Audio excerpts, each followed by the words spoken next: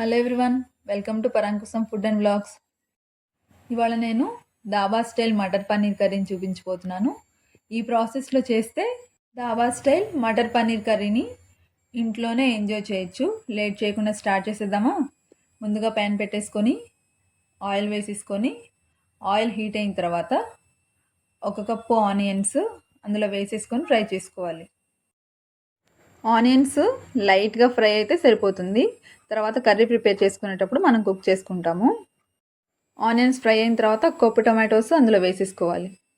వేసేసుకొని ఫ్రై చేసుకొని 20 గ్రామ్స్ వరకు జీడిపప్పు అందులో వేసుకోవాలి. వేసుకొని ఫ్రై చేసుకొని టొమాటోస్ సాఫ్ట్గా కుక్ అయ్యేంత వరకు మూత పెట్టుకొని కుక్ చేసుకొని ఆ తర్వాత తీసేసి చల్లారనివ్వాలి.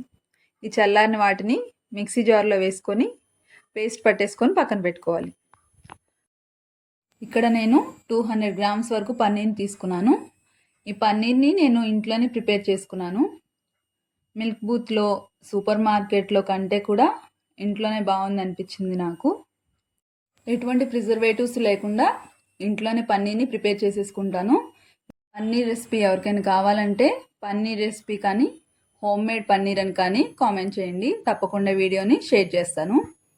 ఇలా 200 గ్రామ్స్ వరకు తీసుకున్న పన్నీర్ని సన్నగా ముక్కలుగా కట్ చేసుకొని పక్కన పెట్టుకోవాలి. తర్వాత స్టవ్ మీద ప్యాన్ పెట్టుకొని ఆయిల్ వేసుకొని ఆయిల్ హీట్ అయిన తర్వాత మనం కట్ చేసి పెట్టుకున్న 200 గ్రామ్స్ వరకు పన్నీర్ని అందులో వేసేసుకోవాలి. వేసేసుకొని గోల్డెన్ బ్రౌన్ కలర్ వచ్చేంత వరకు ఫ్రై చేసుకోవాలి. ఈ పన్నీర్ ఫ్రై అయిన తర్వాత ఆ పన్నీర్ని తీసుకొని పక్కన పెట్టేసుకోవాలి.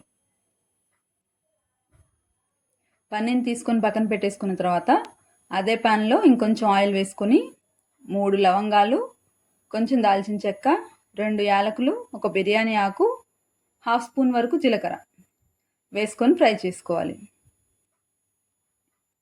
ఫ్రై అయిన తర్వాత 4 పచ్చిమిర్చి ముక్కలు అందులో వేసుకోవాలి. పచ్చిమిర్చి ఫ్రై అయిన తర్వాత 1/2 స్పూన్ వరకు అల్లం వెల్లిపాయ పేస్ట్ అందులో వేసుకొని ఫ్రై చేసుకోవాలి. అల్లం వెల్లిపాయ పేస్ట్ గోల్డెన్ బ్రౌన్ కలర్ వచ్చేంత వరకు ఫ్రై చేసుకోవాలి. ఫ్రై అయిపోయిన తర్వాత మనం ప్రిపేర్ చేసి పెట్టుకున్న పేస్ట్ ఉంది కదా, అందులో వేసేసుకోవాలి. పేస్ట్ వేసుకొని అడుగు పట్టకుండా కలుపుతూ ఉండాలి. ఇలా కలిపేసుకున్న తర్వాత 1/2 టీ స్పూన్ పసుపు, 1.5 స్పూన్ వరకు కారం వేసుకుంటున్నాను. నేను ఆల్రెడీ పచ్చిమిర్చి వేసాను కాబట్టి కొంచెం కారం తక్కువగా వేసుకుంటున్నాను. టేస్ట్కి సరిపడా సాల్ట్ వేసుకుని కలిపేసుకోవాలి. ఈ కారమైనా ఉప్పు అయినా మీ టేస్ట్కి సరిపడా వేసుకొని కలిపేసుకోండి. అడుగు పట్టకుండా కలుపుతూ ఈ పేస్ట్లో నుంచి ఆయిల్ బయటికి రిలీజ్ అయ్యేంత వరకు ఫ్రై చేసుకోవాలి. అండ్ కలర్ కూడా చేంజ్ అవుతుంది. yellowish కలర్లో నుంచి రెడ్డిష్ కలర్లోకి చేంజ్ అవుతుంది. అలా చేంజ్ అయ్యి ఆయిల్ బయటికి రిలీజ్ అయ్యేంత వరకు అడుగు పట్టకుండా కలుపుతూ ఉండాలి. సైడ్స్ ఆయిల్ వస్తుంది చూడండి, ఆయిల్ బయటికి రిలీజ్ అవుతుంది. అలా రిలీజ్ అయినప్పుడు ఒకసారి కలిపేసుకొని 1.5 గ్లాస్ వాటర్ అందులో పోసేసుకోవాలి.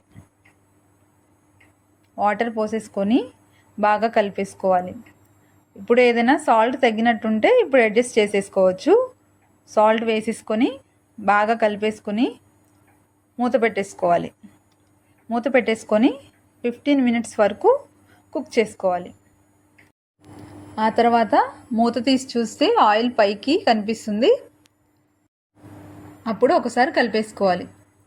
కలిపేసుకున్న తర్వాత మనం ఆల్రెడీ ఫ్రై చేసి పెట్టుకున్న పన్నీర్ ఉంది కదా, ఆ పన్నీర్ని తీసుకొని అందులో వేసేసుకోవాలి. ఆ తర్వాత 1 కప్పు ఉడికించిన పచ్చి బఠానీని అందులో వేసుకుంటున్నాను.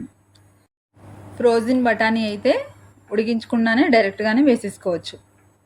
ఆ తర్వాత ఈ పన్నీరు పచ్చి బఠానీ కలిసేలా ఒకసారి కలుపుకోవాలి. కలిపేసుకున్న తర్వాత మూత పెట్టేసుకొని 5 మినిట్స్ వరకు కుక్ చేసుకోవాలి.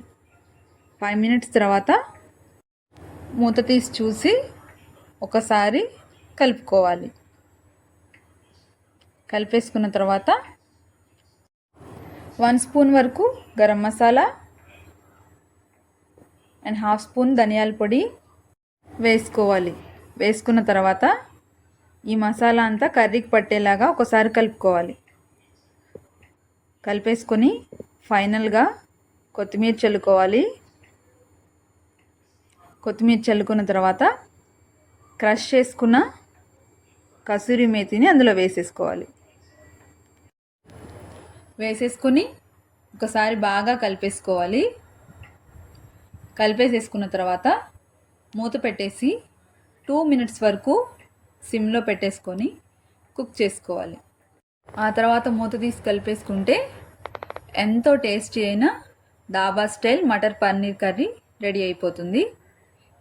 ఈ కర్రీ నాన్స్కి కానీ చపాతీకి కానీ బాగా సూట్ అవుతుంది. నాన్ వెజ్కి ఈక్వల్గా ఉంటుంది టేస్ట్. వీడియో నచ్చితే లైక్ చేసి రెసిపీ ఎలా ఉందో తప్పకుండా కామెంట్ చేయండి.